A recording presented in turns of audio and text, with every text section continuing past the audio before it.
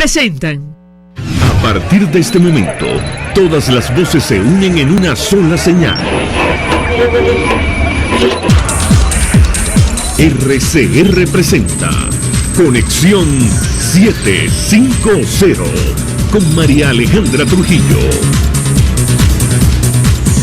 Muy buenas tardes, amigos de Radio Caracas Radio. Lo mejor este miércoles 28 de septiembre del año 2016. Todo el equipo que trabaja para ustedes a partir de esta hora los saluda. Variada, abundante información que compartir y finalizar, como es costumbre, la tarde de hoy. Una carta con invitación formal al Vaticano para que se incorpore a un eventual proceso de diálogo entre la oposición y el gobierno. Entregó este miércoles a la Nunciatura Apostólica en Caracas una representación de la Mesa de la Unidad Democrática, reafirmando la aspiración de cambio de modelo, de sistema y de gobierno en el marco de la Constitución.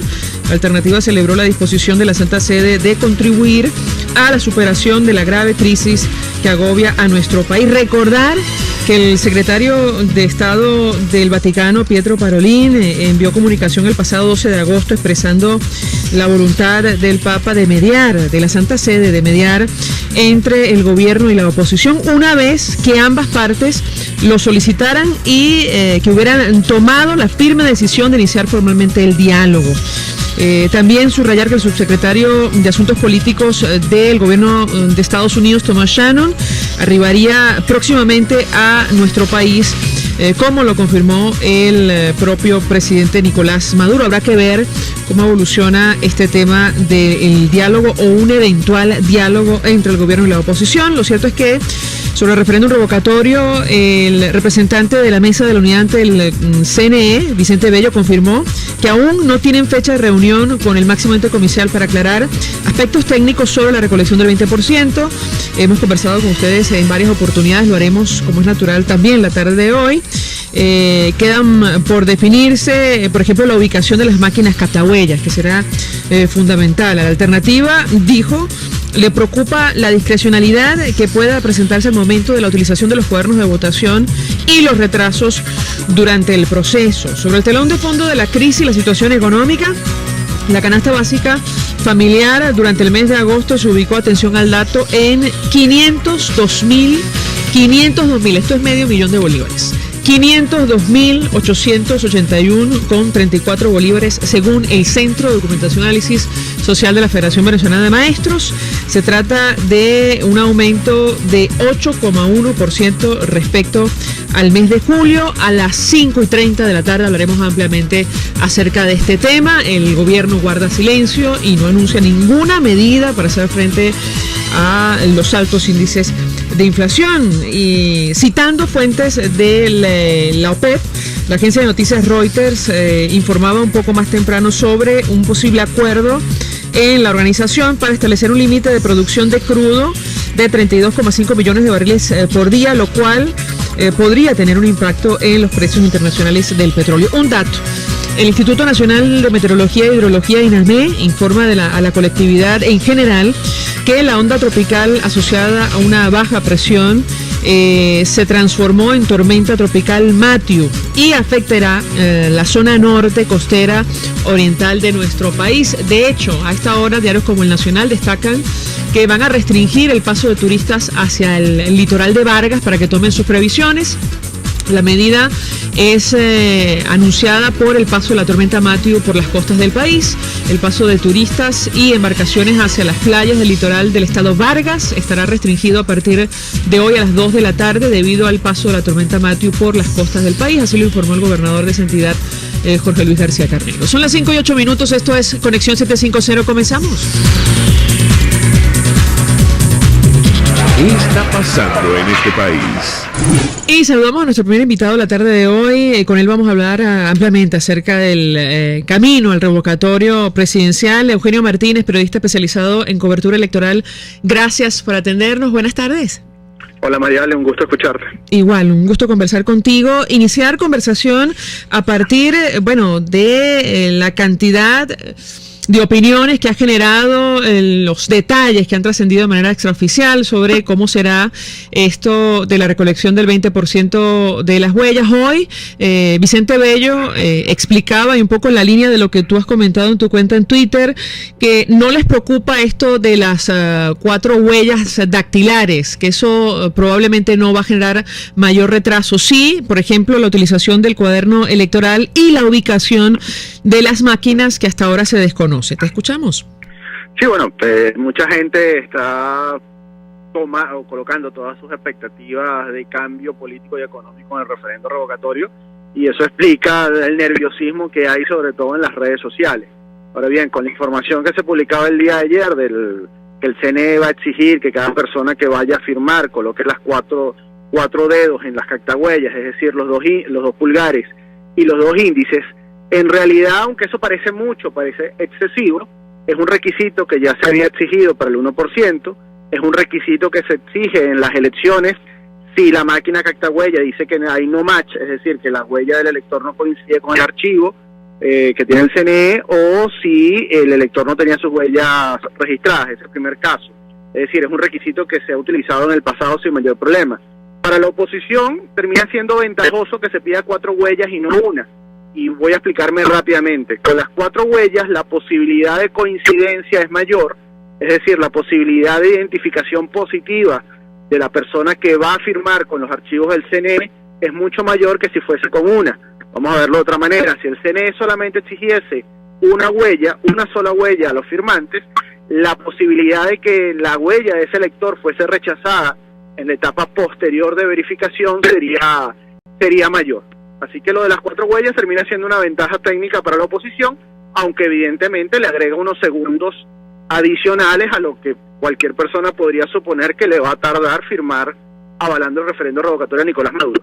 El punto principal ahorita sigue siendo la exigencia del Consejo Nacional Electoral para una recolección proporcional por estado, y más allá de eso, la ubicación que van a tener los centros de votación, los 1.356 centros de votación que van a habilitarse, especialmente porque la distribución preliminar que se había anunciado la semana pasada, el CNE el día de ayer dijo que esa no era, así que en este momento está todo el mundo esperando que el CNE oficialice cuál es la ubicación definitiva de los centros de votación, no solamente para que la oposición pueda establecer sus planes de movilización y de información a los electores, sino para que todo el que le gusta sacar numeritos y flujo de cola y posibilidades de que la gente pueda firmar, pueda tener un panorama mucho más claro de qué tan complicado o no hacer para los electores poder firmar en función de los centros que se están habilitando.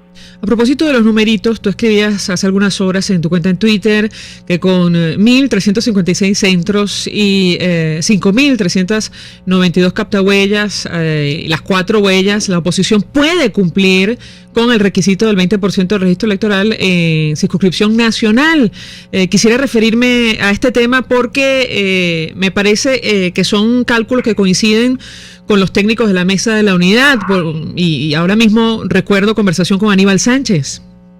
Sí, básicamente si uno calcula que diariamente por cada máquina cactahuella en condiciones óptimas pueden pasar entre 240 y 273 personas, pues la oposición con ese número de cactahuellas distribuidas nacionalmente puede cumplir con un poco de margen, con un margen leve sobre el 20% del requisito que se está exigiendo.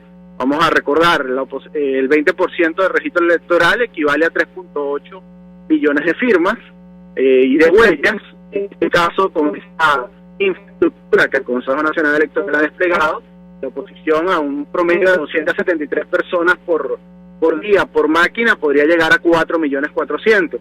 Si bajamos ese promedio a un límite de 240 personas por día por máquina, sería ya cerca de los 4 millones, un poco por encima del requisito. No obstante, más allá de esa regla de 3 que puede sacarse, o de esa proyección de flujo de cola en una tabla Excel, aquí el punto importante es la ubicación de los centros de votación, porque eso es lo que va a hacer viable o no que esa movilización, que puede calcularse en un papel, en una hoja Excel, o en otro programa de análisis de flujo de cola, si lo queremos ver así, pueda materializarse en la práctica. Ahora, preguntarte, Eugenio, lo hemos conversado en otras oportunidades, el cardenal Jorge Urosa Sabino decía ayer que el Consejo Nacional Electoral está jugando con fuego al demorar el revocatorio. Él decía, ¿por qué ese cambio absurdo y antidemocrático, postergar el posible referéndum para el año 2017 es injustificable? Nos hemos referido a esto en conversaciones anteriores. Yo quisiera tu opinión, en primer lugar, y por otra parte, ciertamente está jugando con fuego incluso al incumplir su propia normativa. En uno justamente de los apartes de, entiendo, el reglamento que está vigente, que utiliza supuestamente el Consejo Nacional Electoral a pesar de sus incumplimientos, establece que por cada 1.000 ciudadanos habilitados para participar se tiene que ubicar una máquina captahuellas. El CNE ha decidido que sean un poco más de 5.000, no sabemos respondiendo a qué cálculo. ¿Qué puedes comentarnos sobre estos temas y esta reflexión que hace el cardenal sobre ciertamente esto de jugar con fuego en un momento tan delicado para el país? Bueno, la norma que utiliza el CNE del año 2007 es muy mala. Es muy mala al punto que el artículo al que refieres, María Alejandra, se refiere a la recolección del 1%. Ya es público y notorio que el CNE violó ese artículo para la recolección del 1%, porque solamente dispuso nacionalmente 300 captahuellas. En el caso de la recolección del 20%, la norma no dice absolutamente nada de la cantidad de captahuellas que tienen que desplegarse. Como en otros aspectos de nuestra legislación electoral, todo queda a una discreción absoluta de lo que decía en este caso las 4 rectoras del Consejo Nacional Electoral. Ahora bien, sobre lo que comenta el cardenal, en líneas generales, técnicamente el revocatorio todavía es posible para el año 2016, técnicamente. Eso sí, con cada día que pasa o con cada retraso evidente, pues se va haciendo mucho más difícil cumplir con ese requisito constitucional de hacerlo o hacer el revocatorio antes del límite constitucional del 10 de enero de 2017. En todo caso, es una decisión política del chavismo no permitir procesos electorales, llámese revocatorio, llámese elecciones regionales, en 2016 y en 2017, y cuidado si no en 2018 también. Aquí el tema, siempre hemos dicho, María Alejandra, que el revocatorio en 2016 es más de voluntad política y técnica, no tanto de razones legales. En líneas generales, la posibilidad de que el revocatorio se haga o no en 2016 o que se realicen los procesos electorales que están pendientes va a depender mucho del tipo de movilización ciudadana que se genere en la última semana del mes de octubre. Le va a costar mucho al chavismo y al presidente Nicolás Maduro, si hay una movilización mayoritaria nacional de electores durante esos 3 días, negar la consulta popular sobre la continuidad de su mandato o negándola y haciendo que Venezuela pase ya a otro plano de discusión sobre el tipo de sistema político que el chavismo está implementando en el país. Incluso impedir o sabotear la recolección del 20%. Te pregunto, Eugenio, porque tú has mencionado esta norma que es absolutamente absurda, tomando en cuenta que 19 millones de venezolanos están habilitados para votar si así lo desean, y eso tendría que respetarlo el Consejo Nacional Electoral y el gobierno, de permitir que solo 70 electores puedan participar luego en las últimas 2 horas del proceso. ¿A eso te refieres con presión política? Entiendo yo que para los técnicos del CNE será muy complicado, si hay, yo qué sé, 10.000 o no sé qué número de electores en cola, bueno, impedir que estos ciudadanos ejerzan su derecho a participar, a activar o no el referéndum revocatorio. Quisiera tu opinión. Sí, María Alejandra, fíjate que ese instructivo que dice que entre las 2 y las 4 de la tarde solamente pueden hacer cola 70 personas entre la captahuella, ya existía para el proceso del 1%, y fue técnicamente o en la práctica no fue posible instrumentar para el Consejo Nacional Electoral esa exigencia, porque las colas desbordaban esa capacidad de 70 personas, es decir, el funcionario del CNE no podía en ese momento simplemente atender a 70 personas. Así que no fue viable para los técnicos electorales del Consejo Nacional Electoral hacer cumplir esa exigencia durante la recolección del 1%. En líneas generales, la viabilidad o no de que todo el que vaya a firmar, de que todo el que quiera firmar pueda hacerlo, va a depender mucho de la movilización ciudadana. Eso sí, el que quiera firmar por el revocatorio tiene que entender que se necesita, como nunca antes, un compromiso ciudadano de hacer cumplir ese derecho, porque según las últimas encuestas, Benebarómetro, Data Análisis, etcétera, 54% de los venezolanos están muy dispuestos a firmar. Esos son 11 millones de personas. Desafortunadamente, como hemos explicado antes, la infraestructura que está desplegando el CNE, si acaso va a permitir que 4 millones firmen, es decir, va a haber gente que se va a quedar sin firmar, porque el Consejo Nacional Electoral no lo va a permitir. Ahora, que eso no sea un argumento para que el que quiere firmar se quede en su casa, porque insisto, la posibilidad que se haga o no el referendo revocatorio en 2016 o en 2017 ya no es un tema de debate técnico ni legal, es un tema de presión política. La presión política no solamente depende de los partidos y de los dirigentes, sino también debe ser respaldada o ejercida por los ciudadanos. Gracias, Eugenio Martínez, por atendernos, acompañarnos, como siempre, periodista especializado en la cobertura electoral, ofreciendo opinión acerca de los preparativos de cara a la recolección del 20% de las firmas para activar el referéndum revocatorio en nuestro país y los análisis sobre, esta discusión a propósito de las normas, los detalles, el tema de los cuadernos electorales, la ubicación de las máquinas captahuellas, que va a ser fundamental de cara a este proceso que va a durar 3 días, 26, 27 y 28 de octubre, parece que son las fechas. A través de @marialet1 en número, Care, así se identifica en Twitter, nos pregunta: la recolección del 20% será en días laborables, en horario que trabaja la administración pública. ¿Cómo hacen? Caramba, tendrán que ver cómo hacen. Eso no fue un impedimento para el 1% para participar, para activar el referéndum revocatorio en nuestro país. Trajo, evidentemente, consecuencias por la manera como actúa el gobierno nacional. Hacemos una pausa, ya venimos. Usted escucha Conexión 750 con María Alejandra Trujillo, solo por RCR 750 AM. Mensaje del ingeniero Enzo Betancourt, presidente del Colegio de Ingenieros de Venezuela. Apreciado colega, ingeniero, arquitecto y profesional afín, el Colegio de Ingenieros de Venezuela, a través de su Fondo de Previsión Social y la Fundación de Mejoramiento Profesional, ha redoblado sus mejores esfuerzos en la búsqueda de soluciones concretas a los graves problemas que nos afectan como gremio. Es por eso que te hacemos un llamado para que te mantengas solvente con tu colegio y puedas disfrutar de sus amplios beneficios. Para mayor información, visita el portal del CIB, www.cib.net.be. Colegio de Ingenieros de Venezuela, construyendo futuro. Si de frenos se trata, no busque más. Frenos Ávila es la solución. Con más de 40 años en el mercado, le ofrecemos atención especializada y sólida experiencia en frenos completos para todo tipo de vehículos y camiones hasta mediano tonelaje. Estamos en la calle Venus con la avenida Libertador. Trabajamos corrido de lunes a viernes a partir de las 7 de la mañana. Teléfonos 571-2835 y 571-2931. Frenos Ávila, y pare a tiempo.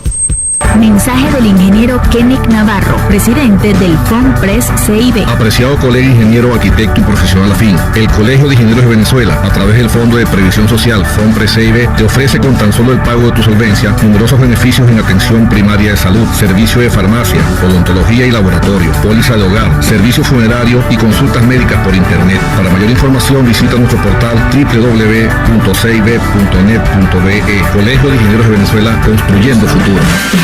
RCR 750 AM, porque lo bueno une. El poder de la comunicación en tus manos. Conexión 750 con María Alejandra Trujillo, solo por RCR 750 AM. Continuamos, amigos, en Conexión 750. Comentamos informaciones que están en desarrollo en Venezuela, más allá de nuestras fronteras. Reacción de la Mesa de la Unidad. El presidente del Parlamento, Henry Ramos Ayub, aseguró: seguiremos denunciando al gobierno nacional e internacionalmente. Responde así a estas amenazas en su contra, emitidas por la canciller. Y es que da la impresión que, el gobierno quiere sacar de carrera electoral a cualquier posible, eventual futuro candidato de la oposición ante unas presidenciales, y me refiero al caso de Enrique Capriles Radonsky y Henry Ramos Ayub. Los dos aparecen en las encuestas. La máxima autoridad del Parlamento Nacional, diputado Henry Ramos Ayub, aseguró que la canciller Delcy Rodríguez está completamente equivocada, ya que él no la ha vilipendiado, sino que ha denunciado la nefasta política exterior venezolana que mantiene el país en situación de conflicto internacional. Expresó, insistimos, respondiendo a esta amenaza sobre posible denuncia ante el Ministerio Público de parte de la canciller. Hoy el Colegio Nacional de Periodistas pidió al máximo ente comicial acceso a la información pública. Los integrantes de la seccional de Caracas entregaron un documento por secretaría para solicitar que se cumpla lo que impiden, sobre todo tomando en cuenta lo que viene, la recolección del 20%, la posible activación del referéndum revocatorio presidencial. Sobre los presos políticos, traslado de Daniel Ceballos fue ilegal y no tuvo justificación. El abogado del exalcalde de San Cristóbal, Juan Carlos Gutiérrez, presume que la razón para el traslado del político es el resguardo de su seguridad. Y la Asamblea Nacional, a propósito de la situación de salud, la crisis humanitaria que atraviesa nuestro país, debatirá sobre epidemia de malaria en Venezuela.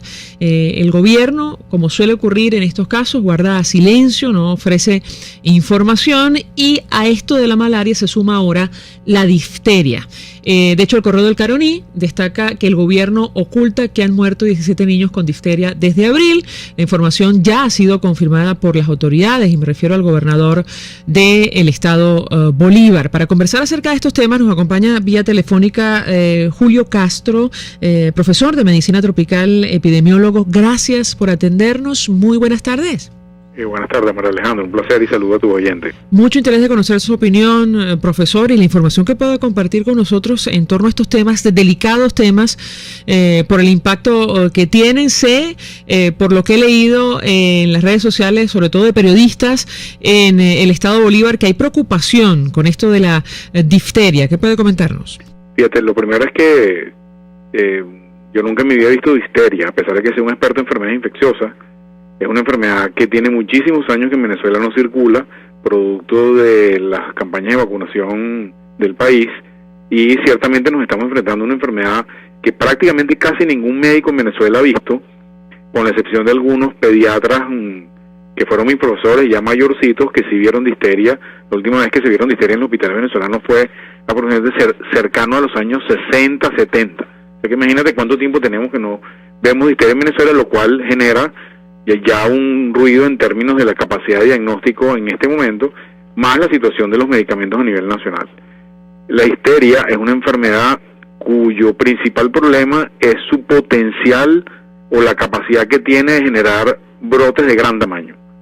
Es una enfermedad que es producida por una bacteria que se llama Corynebacterium diphtheriae, que se aloja habitualmente en la garganta o en las fosas nasales, y su severidad depende de dos factores: de la obstrucción que produce la vía aérea, o sea, de la zona por donde uno respira, porque la enfermedad produce una membrana que puede obstruir la vía aérea y la gente se muere asfixiada, o la toxicidad, porque la bacteria produce una toxina que puede producir un cuadro parecido a una septicemia, y eso puede acabar con la vida de los pacientes. La mayoría de las veces los pacientes afectados, sobre todo en las primeras fases, son niños, porque son los más susceptibles a esta enfermedad, y se transmite de persona a persona solamente con contacto a una distancia mediana, y además de los pacientes que obviamente los niños pueden estar expuestos, el personal de salud puede estar expuesto también.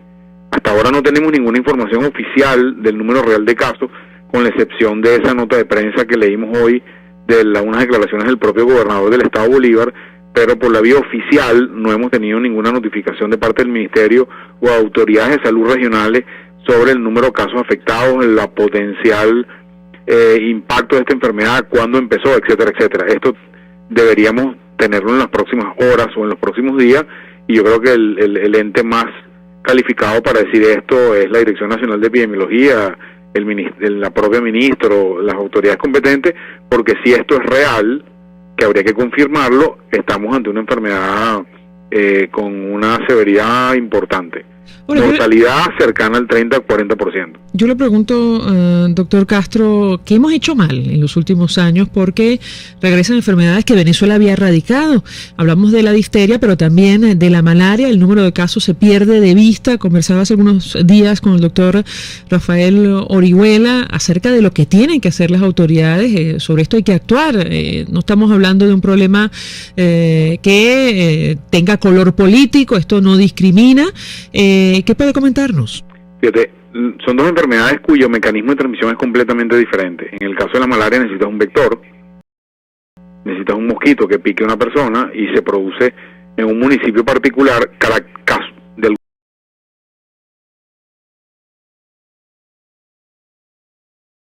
alguna manera, no sabemos si es casual, la mayoría de los casos que dijo el gobernador son en el mismo municipio donde se produce la malaria.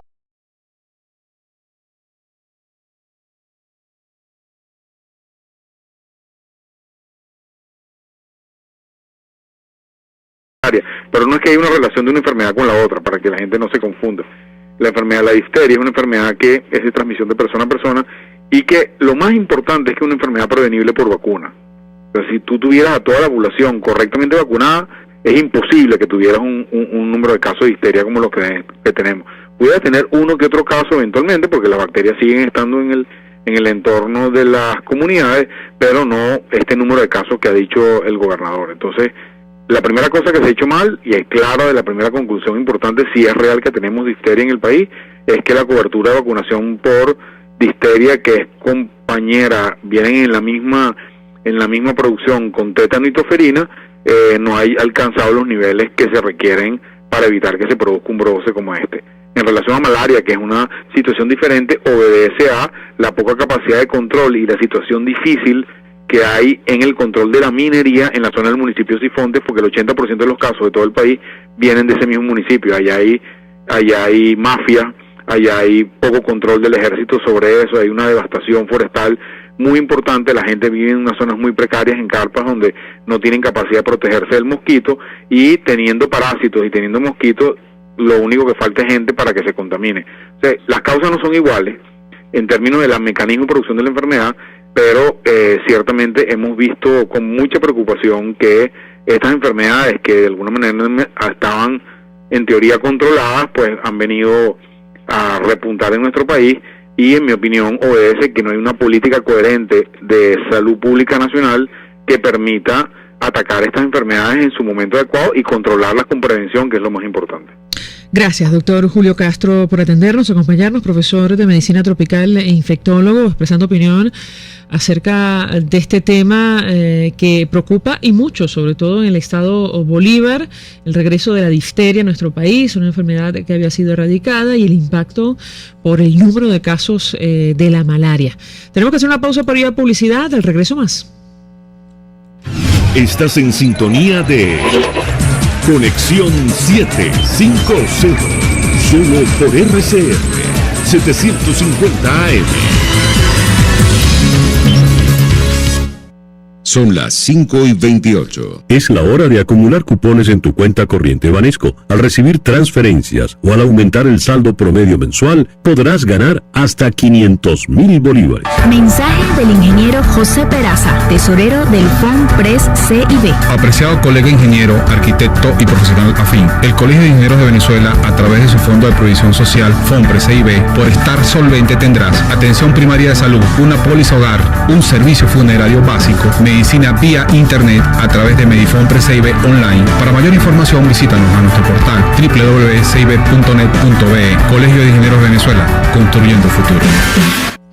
Para bautizos, comunión, cumpleaños y agasajo de tu empresa con la auténtica comida criolla, llama al Restaurante Los Pilones al 991-2307 o al 993-3871 y pide tu presupuesto, reserva y cúbrete de glorias. Restaurante Los Pilones en Las Mercedes, frente al Tolón, y disfruta del auténtico sabor criollo.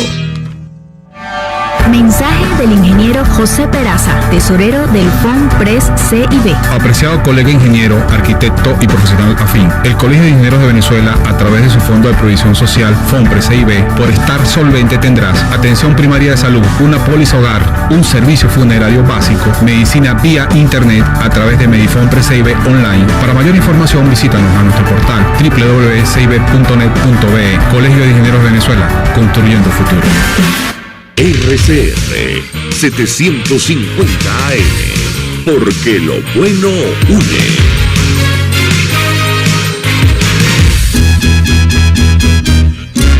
Una ventana para las propuestas y denuncias de las comunidades populares de Venezuela. Evelyn Martínez y la red de ciudadanos llegan debatiendo problemas y promoviendo soluciones. Es el Radar de los Barrios. Por la autonomía de los movimientos sociales que no pueden ser complementos de partidos o gobiernos. El Radar de los Barrios, de lunes a viernes, a partir de las 10 de la mañana, por RCR 750 AM.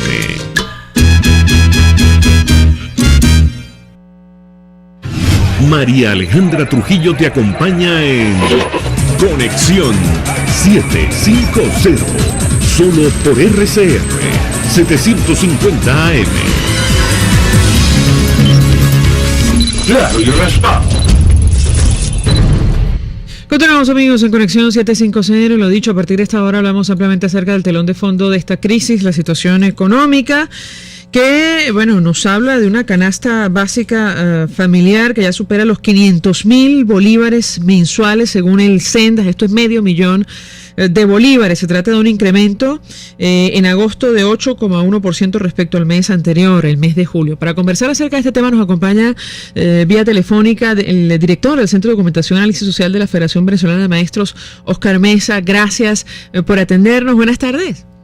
Buenas tardes, María Alejandra, y buenas tardes a los amigos que nos escuchan también. Pues mucho interés de conocer los detalles de este dato que dan a conocer el día de hoy, lo que esto significa. No sé cuántos salarios mínimos son necesarios para alcanzar esta meta. ¿Lo escuchamos?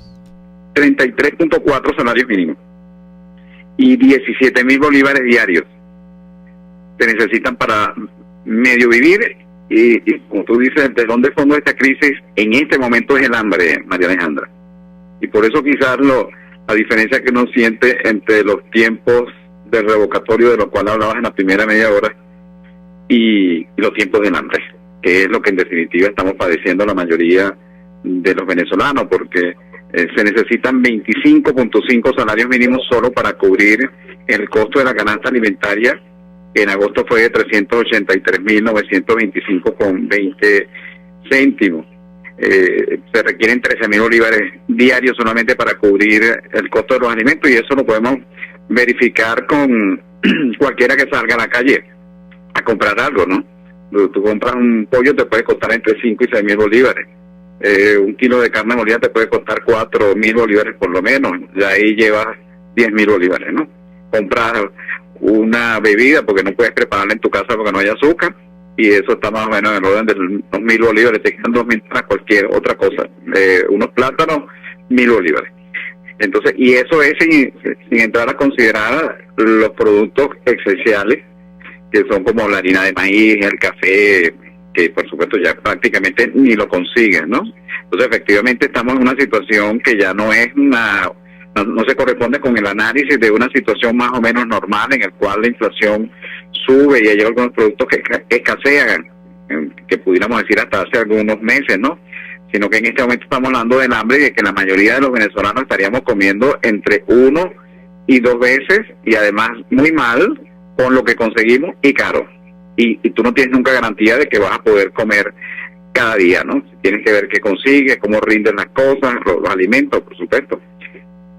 Ahora, yo le pregunto, se suma a nuestra mesa de debate, hablamos con Oscar Mesa del Sendas, también nos acompaña Alejandro Urizanti, economista, director de Ecoanalítica. Gracias por atendernos. Buenas tardes.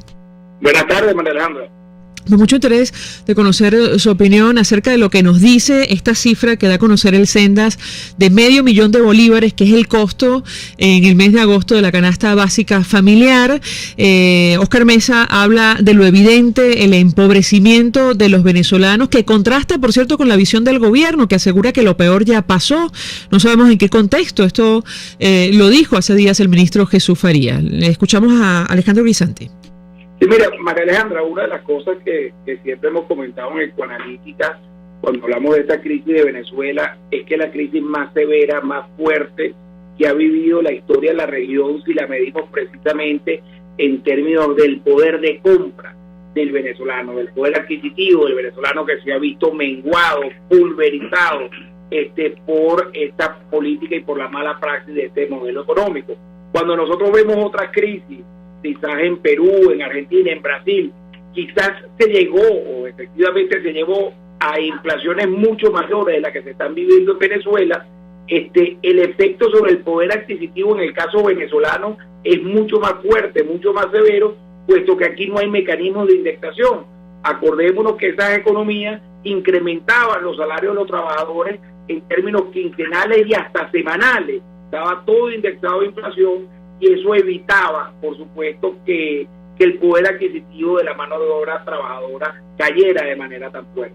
No estamos recomendando, quisiera decirlo, que se indexen todos los salarios. Hay que tomar y arreglar el problema inflacionario. Es necesario que el gobierno se abroche el cinturón y gaste en la misma medida que tiene sus ingresos, que se arropa hasta donde le llega la cobija. Pero lo que estamos diciendo es un proceso que en Venezuela fue mucho más empobrecedor, puesto que los salarios tenían un rezago muy grande y perdía mucho poder de compra, mientras que la inflación se ha venido incrementando en los últimos años.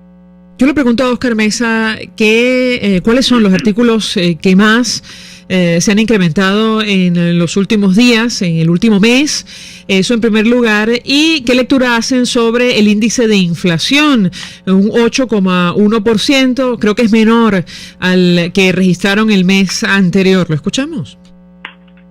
Mira, una primera, reflexión que hago a propósito de lo que dice Alejandro, a quien aprovecho de saludar, por supuesto, se refiere al poder adquisitivo del salario mínimo, del salario, ¿no? Yo voy a hablar del poder adquisitivo del salario mínimo, luego te respondo lo otro. Mira, el poder adquisitivo del salario mínimo del mes de agosto respecto del costo de la canasta alimentaria es 3,9%. El salario mínimo, que era de 15.051,15 céntimos, ¿no? 3,9, eso es lo que significa que prácticamente se pulverizó el poder adquisitivo del salario mínimo. Y el ingreso familiar, que es contra el cual se contrasta el precio de la canasta básica, es de 6% el ingreso familiar, 2 salarios mínimos por lo menos. De manera que efectivamente estamos frente a una situación en la cual el salario mínimo y el salario general no te permite adquirir ni siquiera los alimentos. Una segunda precisión, tú dices, ¿por qué bajó respecto del mes de julio? Bueno, dijimos que en el mes de julio el alza fue histórica, ¿no? Estábamos hablando de 27,4%. El mes de agosto tradicionalmente es un mes más o menos de cierta calma en términos económicos, ¿no? Ahora es que comienza lo bueno o lo peor, ¿no? A partir de este mes de septiembre, pero es un mes de vacaciones, el mes de agosto. Sin embargo, lo que nosotros interpretamos es lo siguiente: los precios subieron de tal manera en el mes de julio, o por ejemplo en el rubro de las carnes, que no era posible seguirlo subiendo, y lo que ocurrió, y fue reportado así, es que los carniceros tuvieron que detener el crecimiento de los precios o incluso bajarlo porque la gente no puede comprarlo. En este momento, tú no puedes comprar la cantidad de carne que antes podías comprar y que necesitas. Y por lo tanto, por supuesto, ha bajado el consumo de proteínas y concretamente el consumo de carne. Así que esa es una de las primeras explicaciones por lo cual los precios se estabilizaron en algunos rubros. Y en el caso de frutas y hortalizas, que viene siendo el 20% del índice de la canasta básica, es lo que llamaba el ministro Giordani el guiso, pues donde están las hortalizas. Allí hubo efectivamente, como es un comportamiento estacional, bajo el precio de varios productos, y eso tiene un impacto muy importante en la variación de los precios. Pero claro, estamos hablando de 8,1%, y fíjate que a uno le parece que es una variación menor. Claro, es una variación menor comparado con julio, pero comparado con la inflación de Colombia, que a lo largo del 2015 fue 6,77, pues nosotros solamente en un mes más o menos tranquilo fue de 8,1%. Y si lo comparamos con el caso de República Dominicana, que fue 1,5%, bueno, imagínate tú, nosotros tenemos varias veces la inflación de República Dominicana a lo largo del año 2015. Tú preguntas cuáles fueron los productos que subieron, te puedo dar los siguientes datos, ¿no? Entre agosto y agosto, lo que llamamos la variación anualizada de los precios, el azúcar ha subido 5.104,68%. El hígado de res, 4.643,28%. El arroz, 4.629%. Fíjate tú las dimensiones de lo que estamos hablando, ¿no? La salsa de tomate, 3.261,45.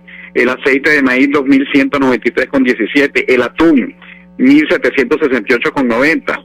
Por supuesto, tú no puedes comprar atún, no puedes comprar carne ni pollo, tampoco puedes comprar huevo porque está en el orden, el medio cartón está en 1.900 bolívares, de manera que necesitas 4.000 bolívares. Entonces, claro, lo que ha habido evidentemente es una reducción del consumo, de las cantidades, de la frecuencia de las comidas, y en definitiva eso lo que te pone de manifiesto es que estamos pasando hambre de manera masiva.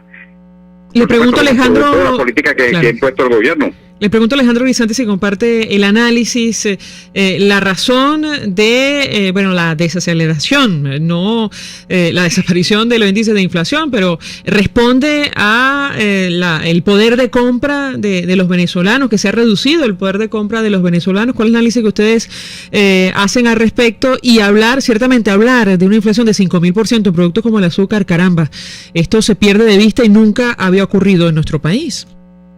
Sí, mira, María Alejandra, vuelvo y te repito, no solo en Venezuela, sino la caída del poder de compra que estamos sufriendo los venezolanos no se ha vivido en ningún momento en la historia de América Latina.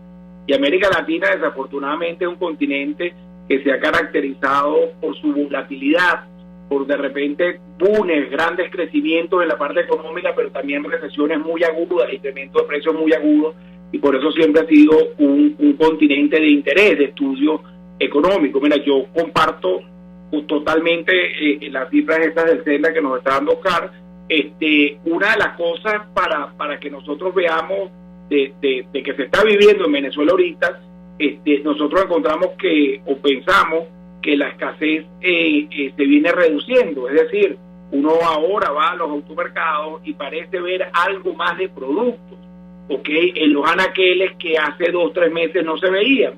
Pero eso es una historia triste, porque lo que tenemos en el fondo no es un incremento de la oferta, no es que las empresas están produciendo más y se están llenando los anaqueles, sino es una desaparición de la demanda. Los consumidores no tienen acceso a poder demandar esos productos, no tienen la capacidad de compra para comprar esos productos, y por eso esos productos están durando en mayor medida en los anaqueles. Entonces, sí tenemos la percepción, el Banco Central no ha publicado cifras, que la escasez se viene reduciendo, pero de nuevo es reduciéndose no por un incremento de la oferta, no por más productos hechos en Venezuela, sino más bien por una caída de la demanda, producto de esta fuerte caída del poder de compra de los venezolanos. Tenemos oyentes que se comunican a través del 482-9750. Marco Gómez nos llama desde Baruta. Muy buenas tardes. Muy buenas tardes. Una pregunta para el amigo Grisanti, una pregunta para el amigo. Al amigo Grisanti es cierta esa apreciación, pero yo creo que aquí en Venezuela, en toda su historia republicana, no habíamos llegado a estos niveles de escasez, y yo creo que más de hambre entramos en una categoría superior que es hambruna. Y al amigo Mesa, interesante el trabajo que ha venido realizando, yo creo que es una referencia más importante que hay ahorita para ver el costo de la vida.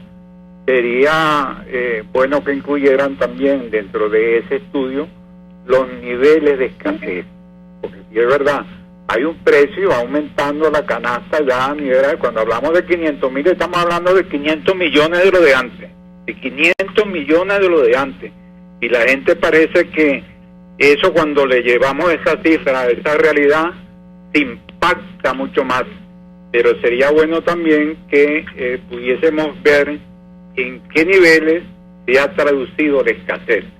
Muchísimas gracias, interesante programa. Gracias. Antes de dar la palabra a nuestros invitados, el señor José Contreras desde el Valle. Buenas tardes. Buenas tardes. Buenas tardes, señor José, lo escuchamos. Yo quisiera argumentar lo que está diciendo el punto de la canasta básica. Yo creo que 500 y ya lo que están argumentando los invitados de ahí hoy, se queda corto.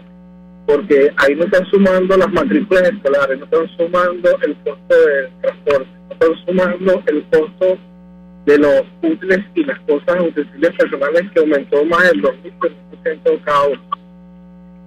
Gracias. ¿Qué contesta Oscar Mesa? Con respecto a lo que dice el amigo Marcos Gómez, si me recuerda la pregunta. La última tiene que ver con los útiles, la última tiene que ver con los útiles escolares, y el señor Marcos Gómez habla de los índices de escasez. Creo que esto ustedes también lo miden. El índice de escasez siempre lo medimos desde el año 2007, que fue cuando comenzó esta situación. Se ubica en 43,10% con respecto a los 58 productos de la canasta alimentaria. También reportamos en la canasta básica y en el informe que hoy emitimos a los medios de comunicación aparecen medicamentos, todo lo que nosotros podemos contratar en el registro que hacemos. Estamos hablando de más de 60 productos que presentan problemas de escasez. De manera que sí la publicamos, pero fíjate tú lo que dice Alejandro, yo coincido totalmente con él. Puedes incluso conseguir algunos productos, pero ya no lo puedes comprar. Y efectivamente, no porque haya una oferta abundante, simplemente hay una reducción de la capacidad de demanda, no tenemos la capacidad de compra y simplemente no podemos comprar los productos. Con respecto a lo que dice el amigo José Contreras, efectivamente nosotros no tenemos incluido en la canasta básica del rubro, digamos, de matrícula y de mensualidades en instituciones educativas privadas. No, el hogar que constituye hipotéticamente la familia de la canasta alimentaria familiar de la canasta básica está constituida por 5 miembros, y los 3 miembros que están en edad escolar van a instituciones públicas. Por lo tanto, allí efectivamente no están incluidos sino los gastos en uniformes, útiles y libros que publicaremos próximamente. Tampoco están, por supuesto, incluidos allí gastos por concepto de salud. Apenas tenemos, en el caso de la canasta alimentaria, tenemos 1.800 bolívares.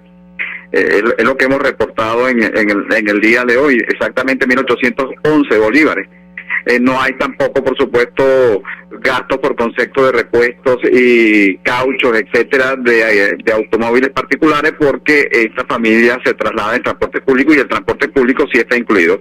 Y efectivamente por eso allí se produjo un aumento de 16,1% por el ajuste que se hizo de la tarifa urbana en el mes de agosto precisamente, que es el mes que estamos reportando. Pero efectivamente, aun cuando es 502.881,34 el precio de esta canasta, que serían también, es verdad, 502 millones de los anteriores, pudiera considerarse que es una canasta básica bastante restringida. Algunos la califican de sobrevivencia, pero aún así, ¿quién dispone de la cantidad de salarios mínimos? 33.4 salarios mínimos para poderla cubrir. Así que si nosotros incluiríamos esos rubros que el amigo nos sugiere, bueno, estaríamos hablando de una canasta que prácticamente sería en este caso para una población, si acaso, del 5% en el universo de la población venezolana. Ahora le pregunto a Alejandro Grisanti, le doy la palabra para contestar a los oyentes, ¿hacia dónde vamos y en cuánto calculan ustedes el índice de inflación para el cierre del año 2016? Hoy Fedecámaras, el presidente de Fedecámaras decía que prevén un cierre de año catastrófico y advertía sobre esta situación porque prácticamente el sector privado está produciendo por debajo del 50% de su capacidad y las importaciones nunca serán suficientes. Hoy el país depende en un 80% de estas importaciones. ¿Qué nos dice? Mira, María Alejandra, desafortunadamente no vamos por buen camino. Una de las cosas que viene pasando en esta caída, en esta pulverización del poder adquisitivo de los venezolanos, es que el que viene incrementando su poder adquisitivo es el gobierno. Tenemos un gobierno con una voracidad de gasto y con un gasto tan ineficiente que se viene comiendo el poder adquisitivo de los venezolanos. Digo que desafortunadamente las noticias no son muy buenas, puesto que desde finales de julio, principios de agosto, empezamos a ver de nuevo que la imprenta del Banco Central, esa maquinita que tiene el Banco Central para imprimir monedas y billetes y que se los pasa al gobierno a través de PDVSA, se volvió a entender. Se volvió a ceder, viene creciendo de manera importante los préstamos que le está haciendo el Banco Central a PDVSA. Eso lo que quiere decir que esa gran cantidad de masa de bolívares que se viene imprimiendo, que se pasa a PDVSA y PDVSA se los pasa al gobierno, van a entrar en el torrente de la economía, van a entrar a buscar, digamos, los mismos bienes y servicios que se están produciendo en la economía, o incluso menos bienes y servicios, y por supuesto eso va a ir en detrimento de nuevo de la capacidad adquisitiva de los venezolanos. Entonces, la noticia que nosotros vemos de cierre de año, si bien se había ajustado un poco, y justo a reconocer que el ministro Pérez Abad, cuando fue vicepresidente del área económica, había intentado reducir un poco esa voracidad fiscal, había intentado reducir la monetización que se produce con ese fuerte incremento de gasto, pues bueno, justo antes de su salida, y quizás precisamente fue parte del por qué salió, encontramos que el Banco Central volvió a prender la imprenta, vuelve a financiar al gobierno, y eso de nuevo va a seguir empobreciendo a todos los venezolanos. ¿En cuánto calculan la inflación para 2016? Mira, nosotros tenemos una inflación calculada a personas del consumidor. Definitivamente tenemos diferentes metodologías con Senda. Nosotros la estamos calculando en el orden de 800-820% para final de año. Gracias, Alejandro Grisanti. En el caso del Sendas, ¿creen ustedes que va a superar el 1000%, al menos en el caso de los alimentos? Sí, definitivamente eso es lo que ustedes creen. En el caso general, estamos ubicándonos también sobre el 700%. Coincidimos con el dato del Fondo Monetario Internacional. Gracias, Oscar Mesa, por atendernos. Encantado, también. María Alejandra.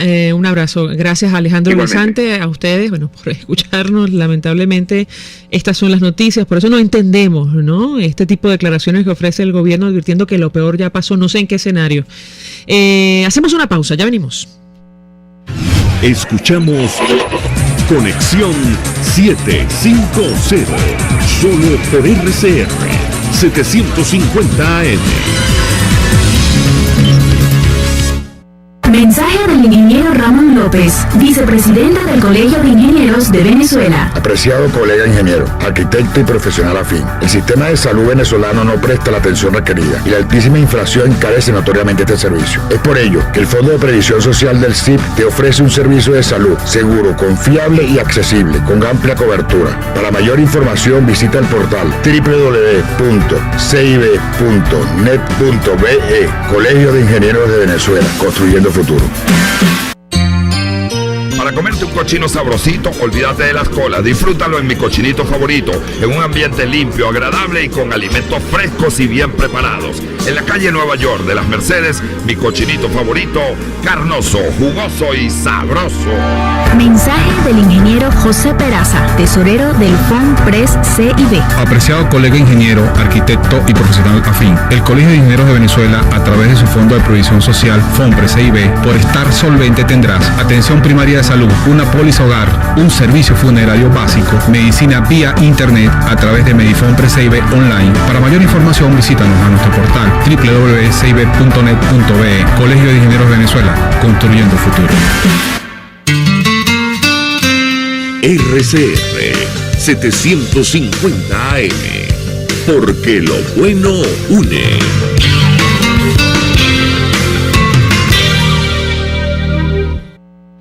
El poder de la comunicación en tus manos. Conexión 750 con María Alejandra Trujillo, solo por RCR 750 AM. Continuamos, amigos, en Conexión 750. Para despedir, comentamos algunos mensajes e informaciones. José Andrés Pernía, a través de @Marialete1 el número, escribe: este mismo Consejo Nacional Electoral en procesos electorales anteriores ha extendido el proceso electoral más allá de lo previsto. Exijamos. Estoy de acuerdo, señor José, absolutamente de acuerdo. El trabajo del Consejo Nacional Electoral, según la Constitución, es promover la participación, no obstaculizar un derecho consagrado en la Carta Magna. Comento información al cierre, declaraciones de Felipe González, el presidente español. Venezuela es una tiranía arbitraria. No es la primera vez que se refiere a la crisis de nuestro país en estos términos. Aseguró que hay que evitar los gobiernos sin jueces, como a su juicio es el caso de Venezuela. Y la Cámara de Representantes de los Estados Unidos pidió la liberación de los presos políticos en nuestro país. Nos despedimos y lo hacemos a nombre de Gémenes Tares, de la Dirección General del